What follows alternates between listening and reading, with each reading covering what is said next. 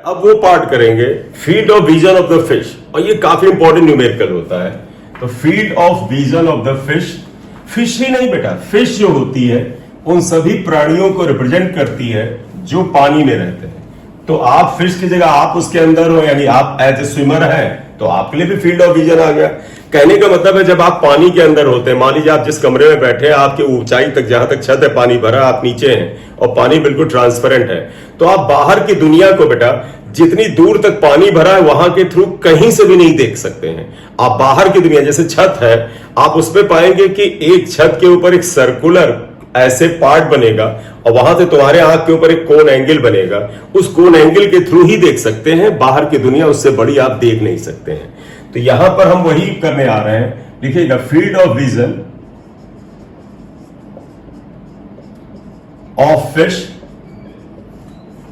या swimmer, field of vision of fish और swimmer, एक स्विमर या फिश का फील्ड ऑफ विजन ले रहे हैं। अब जरा ध्यान से देखिएगा डायग्राम में, एक ये हमने ट्रांसपेरेंट मीडियम को सेपरेट करने वाला सरफेस बनाया है, इधर पानी ले रहे हैं, इधर हमने ले लिया पानी। मैं फिर बताऊं बेटा, इसमें जो तरीका लगेगा ये सिर्फ वाटर के लिए नहीं लगता है, ये किसी भी ट्रांसपेरेंट मीडियम के लिए लगता है। मतलब ये अंदर वाटर ना होकर के ग्लास होगा तो ग्लास के लिए लग जाएगा। आप ये मान लीजिए इसका रिफ्रैक्टिव इंडेक्स म्यू है और ये डेंसर मीडियम है। आप ऐसे इमेजिन करो, जहां पर फिश होती है, जैसे मान लीजिए इस जगह फिश है, तो आप फिश को मत दिखाइए, आप दिखाइए यहां पर अगर सोर्स ऑफ लाइट है, मान लीजिए सोर्स ऑफ लाइट अगर एक रखा है, और अगर यहां पर एक सोर्स ऑफ लाइट या बल्ब होता है, क्योंकि न्यूमेरिकल में ये रख भी देंगे, कहेंगे there is a bulb kept here, तो बताइए रोशनी कितने एंगल से निकलेगी। तो आप देखो बेटा, यहां से एक लाइट रे सीधे निकलेगी और अनडिवाइडेड बाहर चली जाएगी। फिर इसके बाद देखिएगा एक जगह पर यहां पर आकर के इसका ये एंगल जो होगा बेटा, ये सी के बराबर होगा, और जहां पर देखो बेटा इससे पहले जो लाइट होगी ये एंगल सी से कम होगा, तो लाइट रे दूसरे मीडियम में चली जाएगी। लेकिन इस जगह पे एंगल सी के बराबर होगा तो ये ग्रेजिंग इमरजेंस करेगा, यानी 90 डिग्री पर इमर्ज कर जाएगा। इस पॉइंट के जस्ट बाद, आप इस पॉइंट को बी से लिखना चाहे बी से लिख लें, तो इस पॉइंट के जस्ट बाद देखो, डायग्राम की क्लैरिटी के लिए मैं दूर बना रहा हूं, अदरवाइज इस पॉइंट के जस्ट मतलब ये पॉइंट यहां है, इसके बगल में इस जगह पर ये पॉइंट मौजूद है, इसको मैं अगर बी डैश ले लेता हूं, यहां के लिए ये एंगल निश्चित रूप से बेटा, अगर इस जगह एंगल सी है तो इसके जस्ट नेक्स्ट अगले पॉइंट पर ये एंगल सी से बड़ा होगा, तो यहां पर लाइट रे जो पड़ेंगी वो टोटल इंटर रिफ्लेक्शन कर जाएंगी, क्योंकि डेंसर मीडियम से जा रही थी। सेम हियर देखिएगा बेटा, अगर इस पॉइंट को ओ ले लें, ओ यहां से जितनी दूरी पे ये पॉइंट बी आया है, इतनी दूरी पर एक पॉइंट ए यहां आएगा। देखो एक पॉइंट ये ए आएगा इस जगह पर, और इस पॉइंट ए पर भी यही होगा। देखो अगर ये एंगल सी था तो ये भी सी होगा, सी एंगल के लिए ये ग्रेजिंग इमरजेंस होगा, यानी 90 डिग्री पे लाइट रे चली जाएंगी। और इस पॉइंट को अगर हमने बी लिया था तो हम इस पॉइंट को ए ले लेते हैं, ये ए ले लेते हैं, और ए के जस्ट नेक्स्ट जो पॉइंट होगा, मान लीजिए यहां पर ये आपका आ गया पॉइंट, तो यहां पर ये एंगल क्रिटिकल एंगल से बड़ा होगा तो TIR होगा। आई मीन टू से बेटा ये पॉइंट ए ले लें, इसको ए डैश से लिख दें, आई मीन टू से बेटा ये पॉइंट ए ले लें और इधर पॉइंट बी ले लें, इसके अंदर जो लाइट रेस पड़ेंगी ए से बी तक की, वो लाइट रेस दूसरे मीडियम में रिफ्रैक्ट हो जाएंगे। लेकिन बी के बियॉन्ड जितनी भी लाइट रेस पड़ेंगी, बी के जस्ट नेक्स्ट, ए के जस्ट नेक्स्ट, उनका सबका टोटल इंटर रिफ्लेक्शन होगा। तो जो लाइट यहां से चलेगी बेटा, सिर्फ यहीं तक की लाइट रे बाहर जा सकती है। तो इसका मतलब बाहर की दुनिया आप इस सर्कुलर कोन के थ्रू ही देख सकते हैं, बाहर की दुनिया इस कोन से अलग आप देख नहीं सकते हैं। आप ऐसे इमेजिन करिएगा जैसे ये छत है, उस पे मतलब ये जो पानी है ना बेटा, पानी, ये पानी के ऊपर लेयर मान लो, उस पे एक ऐसे सर्किल बनेगा, और सर्किल का ये जो कोन आएगा तुम्हारी आंख पे बनेगा, इसी सर्कुलर कोन से आप बाहर की दुनिया देख सकते हैं। अगर इस सर्कुलर कोन का रेडियस r मान लो ये, और एंगल आप देख सकते हैं आपके सामने मौजूद है, ये एंगल अगर c है तो ये एंगल c होगा। आपको याद है कि अगर इस डेंसर मीडियम को मैं वाटर लूं और ये जो रेयरर मीडियम है इसको मैं एयर ले लेता हूं, तो वाटर और एयर के लिए सी मैंने निकलवाया था, 49 डिग्री था। तो आप यहां पर क्या लिखेंगे, we know that mu for water with respect to air, या W लिख दो, ए म्यू W इज 4/3, और इसके लिए C जो था दैट वाज 49 डिग्री। तो इसका मतलब है बाहर की दुनिया को अंदर बैठी हुई फिश एक सर्कुलर कोन के थ्रू ही देख सकता है, इसके बियॉन्ड वाले के थ्रू नहीं देख सकता है। और इस कोन का half of the cone angle C 49 degree होगा। अगर पूरा कोन एंगल पूछा जाए तो 2C यानी 98 डिग्री होगा। तो आप यहां क्या लिखोगे, हेंस अ फिश और अ swimmer can see the outer world through the cone angle, through the cone of cone angle 2C equal to, through the cone of half of cone angle, through the cone of half of the cone angle C equal to 49 degree. ये सिर्फ पानी के लिए है, अगर glass दिया जाए तो ये 42 डिग्री था। देयरफॉर कोन एंगल क्या हो जाएगा, कोन एंगल जिसे हम 2C से लिखेंगे that will be equal to 2 into 49 equal to 98 degree.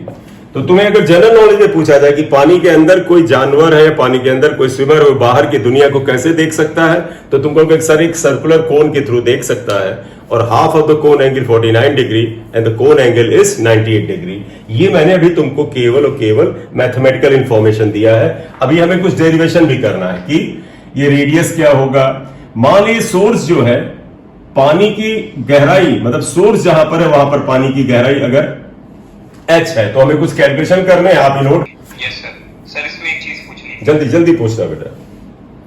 Sir जैसे हम कह रहे हैं कि जो बाहर वाला बंदा हो चाहे अंदर वाला, मतलब चाहे बाहर से देख रहे हो या फिर अंदर से, पर सर इसमें लाइट तो हम अंदर नीचे सोर्स मान के कर रहे हैं, तो तुमने एक, हाँ समझ गए, एक प्रिंसिपल ऑफ रिवर्सिबिलिटी देखा है, तुम्हें याद है लाइट जिस रास्ते पे रिफ्रैक्शन और मल्टीपल रिफ्लेक्शन करते हुए जाती है, अगर उसके रास्ते को जस्ट वापस भेज दिया जाए तो उसी रास्ते पे जाती है। ये लाइट रे जो ऐसे जा रही थी, इसके रास्ते में हम मिरर लगा दें अगर, तो ये लाइट रे जिसकी आंख में आएगी वो इसी जगह आके मिलेगी।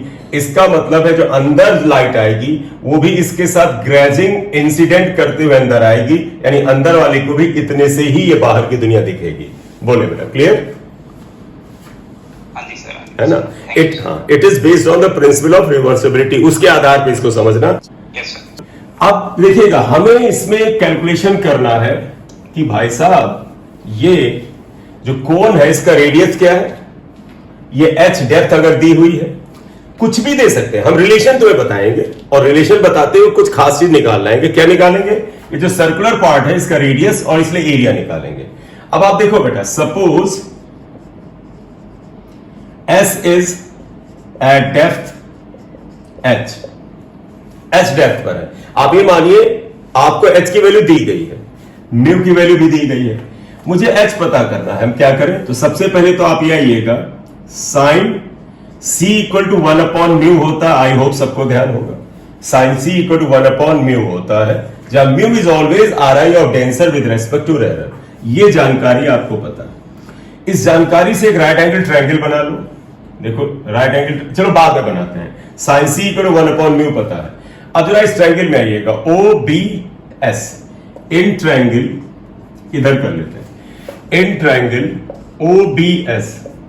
बताओ बेटा tan c कितने के बराबर होगा? देखो tan c equal to perpendicular यानी r अपॉन बेस यानी h, r upon h, purpose है r निकालना, equal to h tan c आएगा। तुम कहोगे अब tan c कैसे निकालें? tan c निकालने के लिए इंफॉर्मेशन जो हमने इक्वेशन x1 में डाला ये इस्तेमाल करेंगे।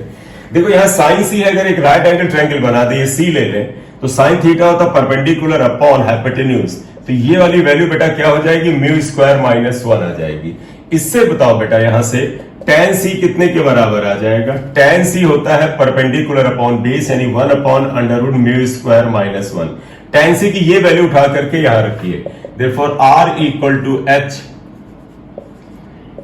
1 upon under root mu square minus 1। तो देखिए बड़े आराम से रेडियस आ गया, h upon under root mu square minus 1। हम ये मान के चल रहे हैं कि h आपको पता है और रेडियस, सॉरी h आपको पता और म्यू आपको पता है, तो रेडियस आपका निकल आएगा।